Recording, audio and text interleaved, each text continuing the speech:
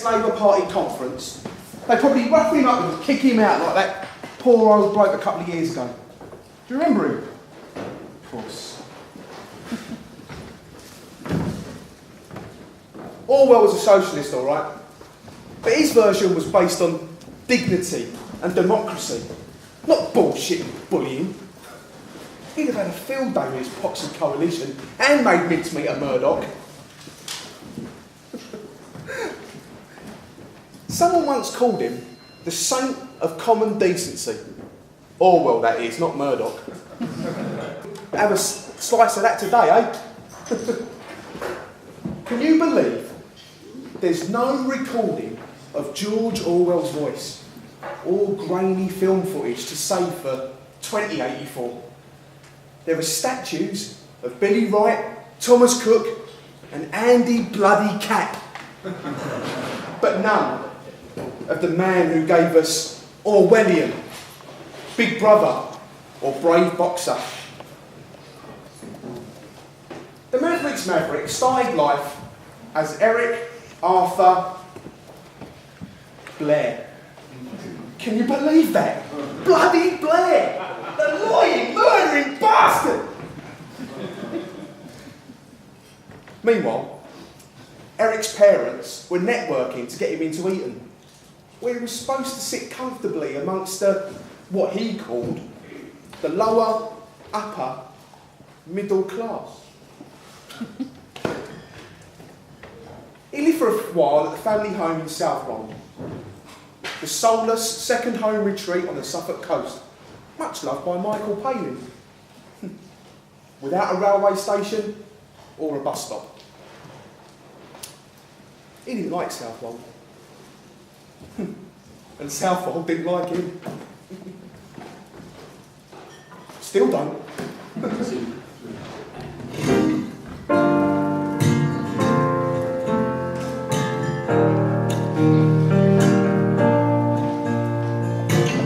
His name was Eric Blair, but the likeness stops right there.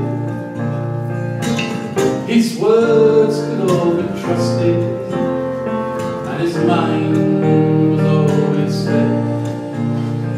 Oh, oh, oh, Southwell born in me. I'd like to take a Southwell walk with you, while others kept their distance. He went down now. He lived with tramps and drifters in the depths of London town. And later in the story, the Eton boy went home, where he made it to the coalfields and joined the man in the world. Oh, oh, oh, Southwell born in me. I'd like to take the Southwell walk with you.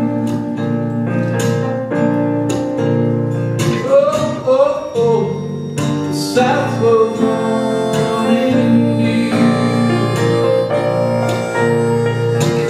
I'd like to take the Southwell walk with you. The truth is in the words, and the words speak, start and play. Sometimes they are gorgeous, and they speak to heart and head. Don't ask me what that truth is, 'cause I can't explain it. I only know when they're spoken, you can hear it crystal clear. That's crystal clear.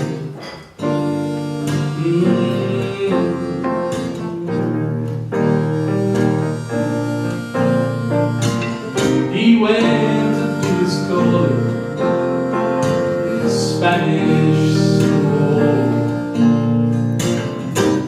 fighting for his ideals in the streets of madness and cold. And maybe 10 years later he wrote 1984. But I wonder what he write now in this world full of hatred, this world full of war. Say, oh, oh, oh, the South will go on in you. I'd like to take the South will go on with you. Oh, oh, oh, the South will go on in you. I'd like to take the South will go on with you.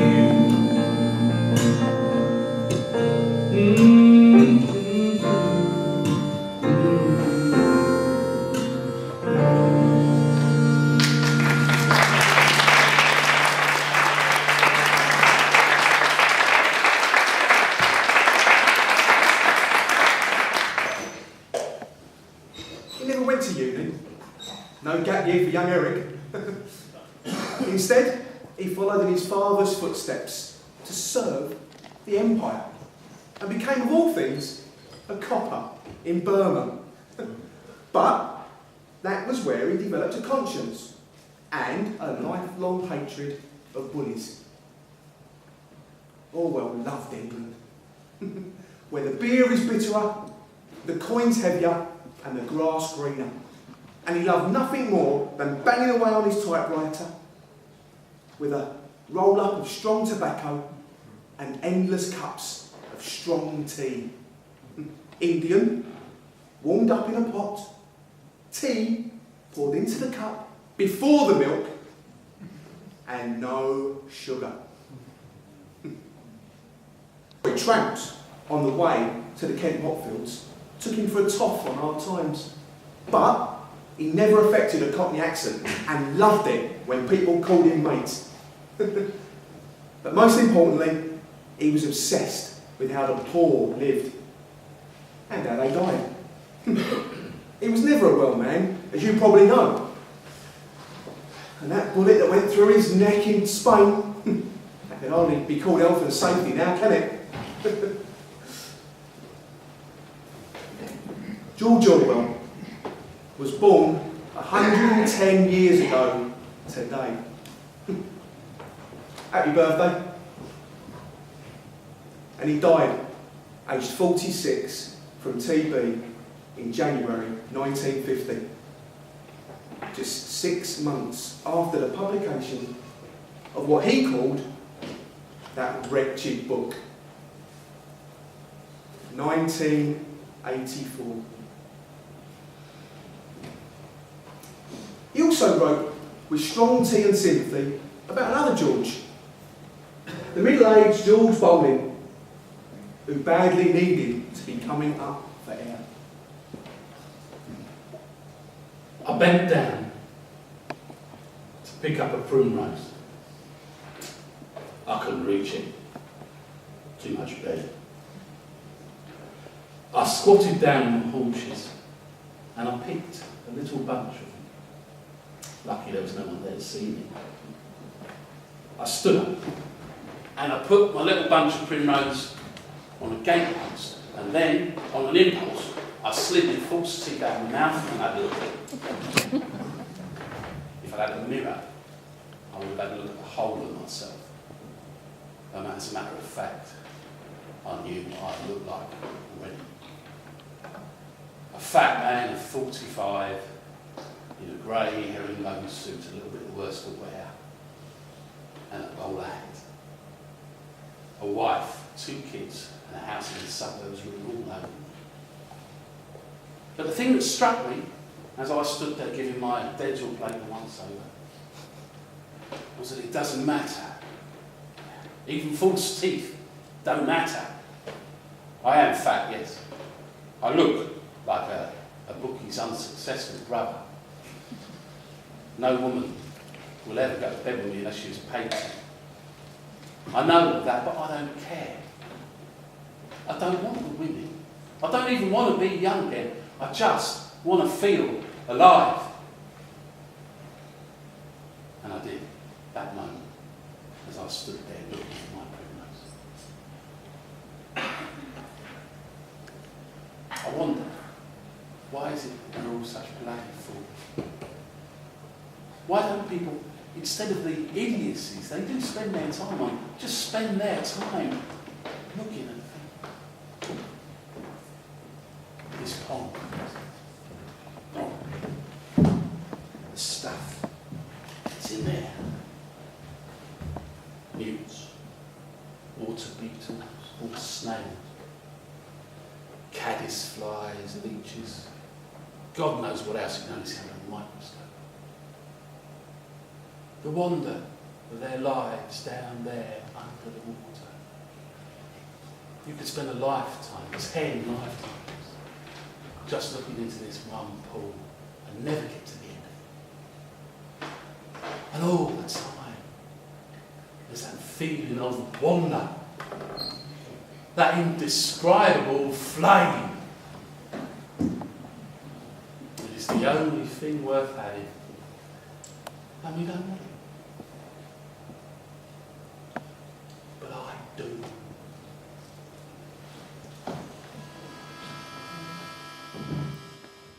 George Orwell got up and as far as his petrol tank, searching for pastures clear and the warm view. He thinks as he drives where my best is gone. The world goes on passing by, and George carries on. Where is he from? This wind that drives his on, and our hearts know when our souls come up for air.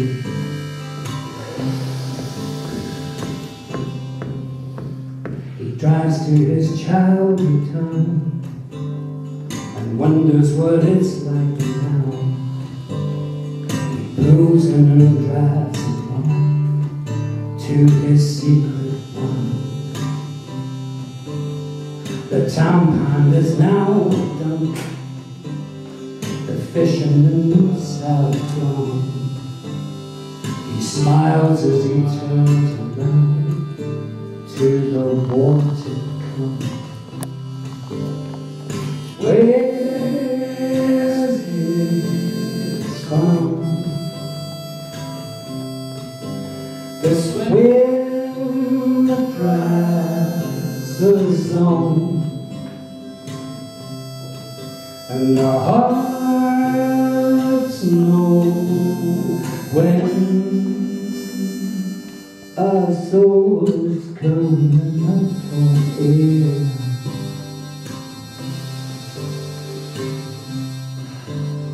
The green trees and the wildflowers and the sky and the churchyard and the bar and the river runs nearby and it takes you deep inside, coming up for air. Well, George had a sweet left foot, could pick out a passing shoe, but he passed on the call for spurs for the his and hers. Where's this from? This wind that drives us on, and the hearts know when our souls come up for air.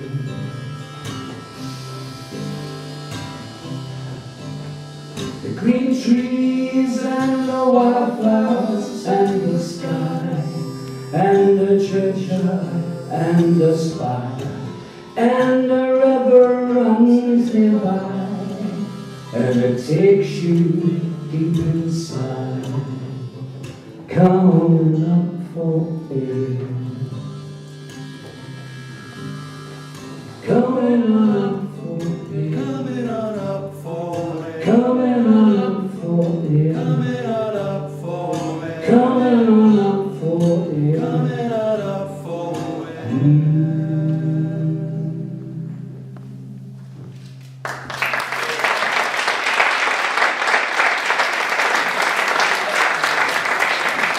When you go down a coal mine, it's important to try to get to the coal face when the fillers are at work.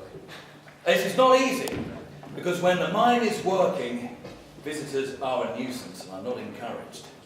But if you go to any other time, it's possible to come away with a completely wrong impression. The time to go is when the machines are roaring and the air is thick with coal dust and you can actually see what the miners have to do. At these times, the place is like hell. Or at any rate, like my own mental picture of hell. Most of the things one imagines in hell are there. Heat, noise, confusion, darkness, foul air, and above all, unbearably cramped space. And when you finally get there, you crawl through the last line of pit props, and you see opposite you a shiny black wall 3 or 4 feet high. This is the coal face. Overhead is a smooth ceiling made by the rock from which the coal is being cut.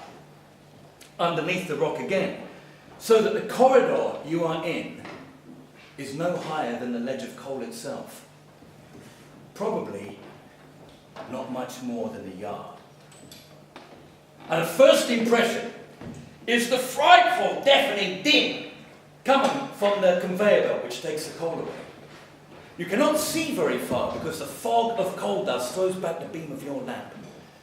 But you can see on either side of you the line of semi-naked kneeling men, 1 to every 4 or 5 yards, driving their shovels under the coal and flinging it swiftly over their left shoulders.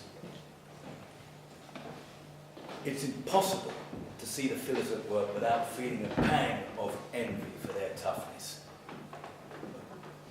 It's a dreadful job that they do.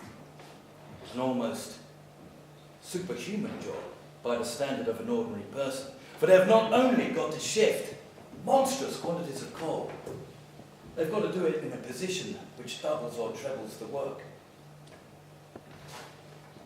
They've got to remain kneeling a while. They can hardly rise from their knees without hitting the ceiling. Now the fillers look and work as though they were made of iron.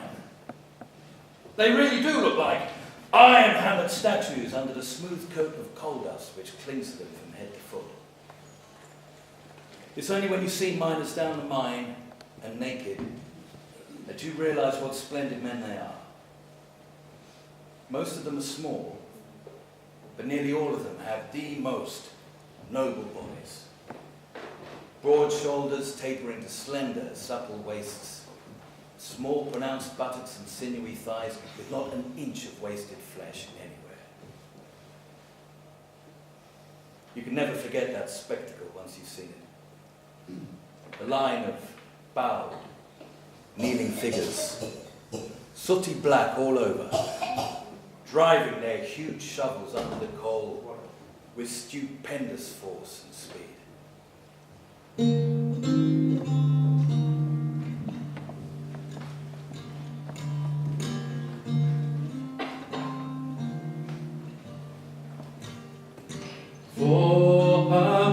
Yards down,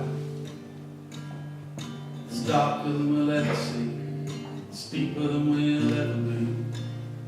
So let's sit here nice and warm.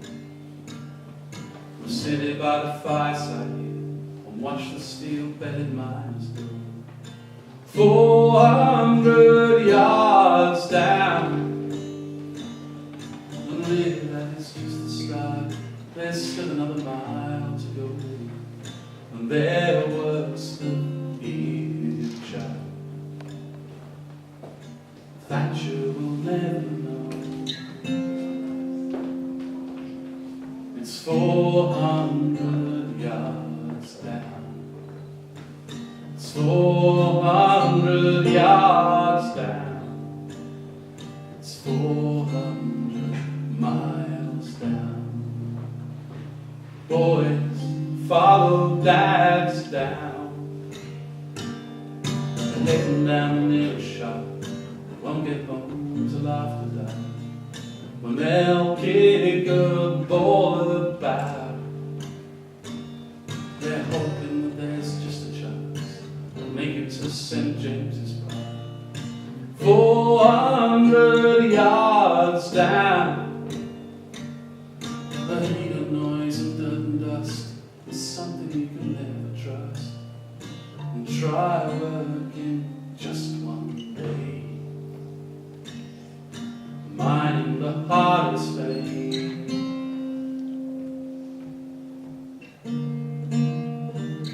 How could anybody ruin such people? How could anybody run down their lives? How could anyone destroy their communities? How could they tell such lies?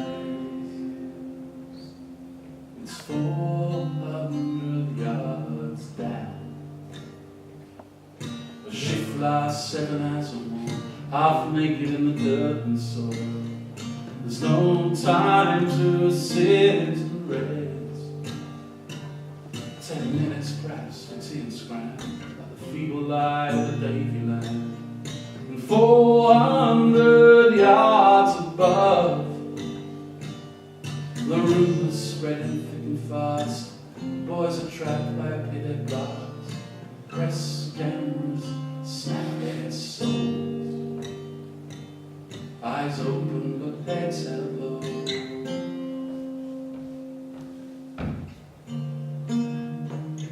How could anybody ruin such people? How could anybody run down their lives? How could anyone destroy their communities? How could they tell such lies? How could anybody ruin such people? How could anybody run down their lives? How could anyone destroy their communities? How could they tell such lies?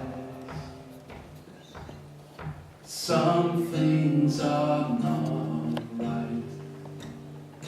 Some things are not right.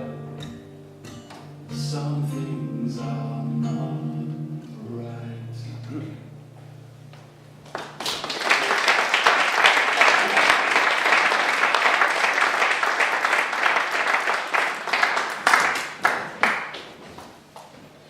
Of every type of human being, only the artist takes it upon himself to say that he cannot work. But it is quite true. There are times when one cannot work. Money again. Always bloody money!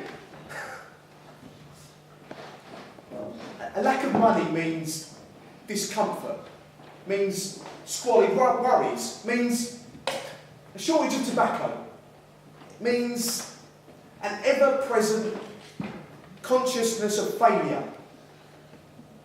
But above all, it means loneliness.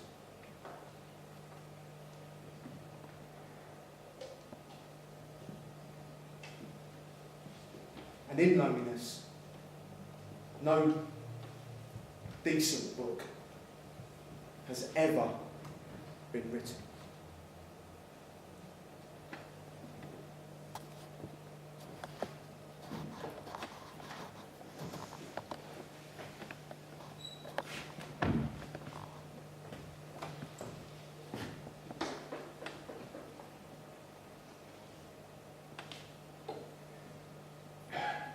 Gordon thought it all out in the native, selfish manner of a boy. There are two ways to live, he decided. You can be rich, or you can deliberately refuse to be rich. You can possess money, or you can despise money. But the one fatal thing is to worship money and fail to get it. Gordon took it for granted that he himself would never be able to make money. It never occurred to him that he might have the talents that could be turned into account. Well, that's what his schoolmasters had done for him. They rubbed it into him that he was a seditious little nuisance and never likely to succeed in life. And he accepted this. Very well then. He would make it his special purpose not to succeed. Already at the age of 16, he knew what side he was on. He was against the money god and all his swinish priesthood. Gordon had declared war on money. But secretly, of course.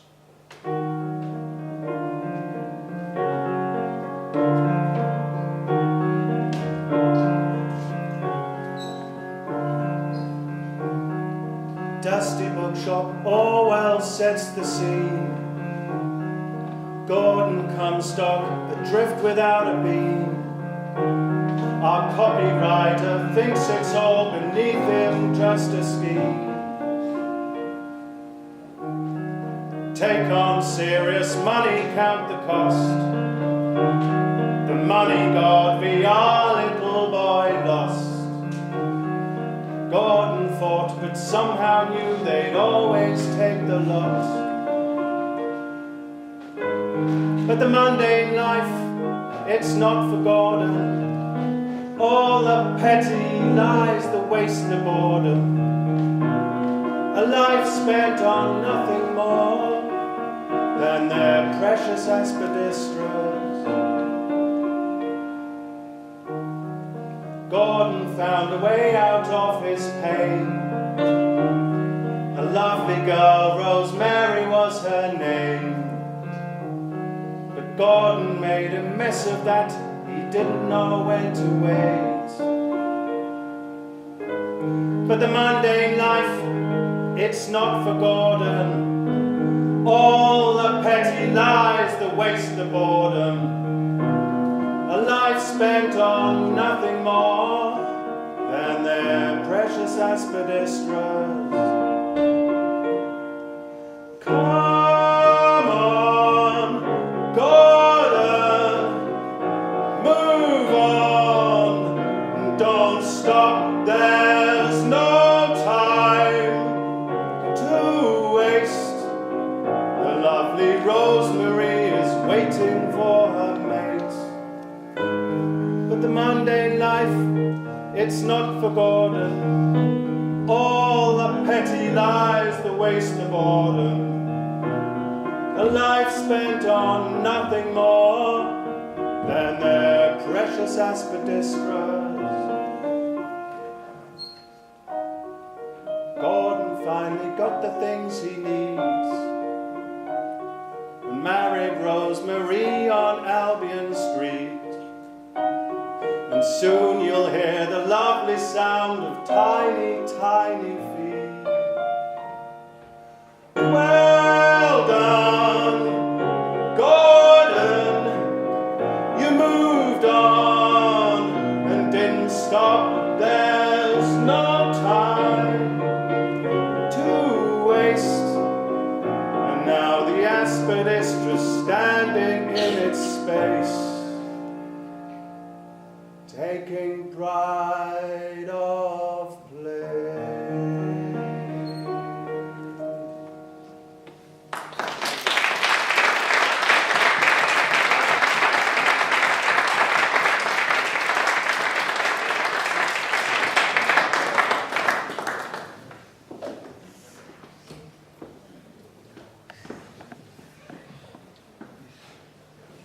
remember,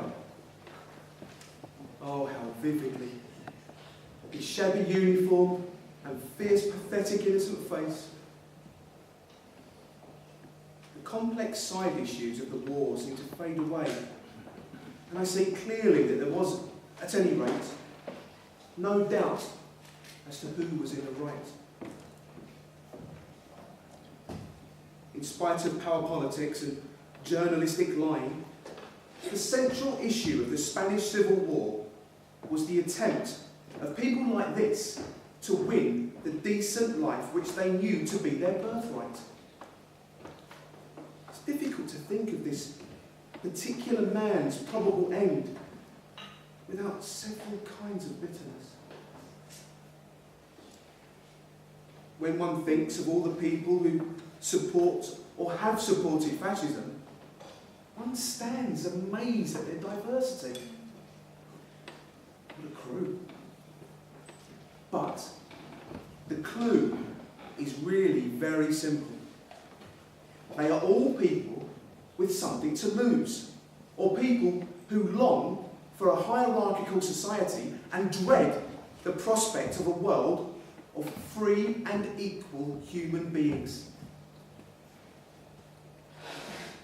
All that the working man demands is what these others would consider the indispensable minimum without which human life cannot be lived at all. Enough to eat, freedom from the haunting terror of unemployment, the knowledge that your children will get a fair chance. A bath once a day, clean linen reasonably often, a roof that doesn't leak, and short enough working hours to leave you with a little energy when the day is done. Not one of those who preach against materialism would consider life livable without these things. How easily that minimum could be attained if we choose to set our minds to it for only 20 years.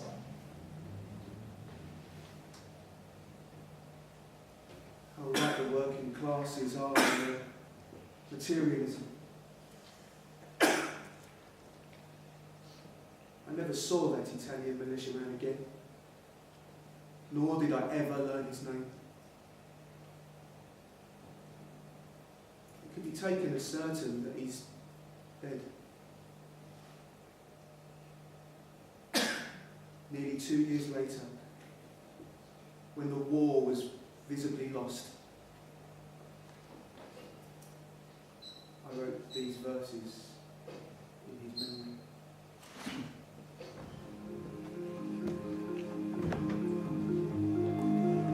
The Italian soldiers shook my hand beside the guardroom table. A strong hand and a subtle hand, whose palms are only able to meet within the sound of guns. But oh, what peace I knew then in gazing on his battered face, purer than any woman's, for the fly-blown words that made me spew, still in his ears were holy, and he was born knowing what I'd learned out of books and slowly. The treacherous guns had told their tale, and we had both bought it, but my gold brick was made of gold. Who would have ever thought it? Good luck go with you, Italian soldier.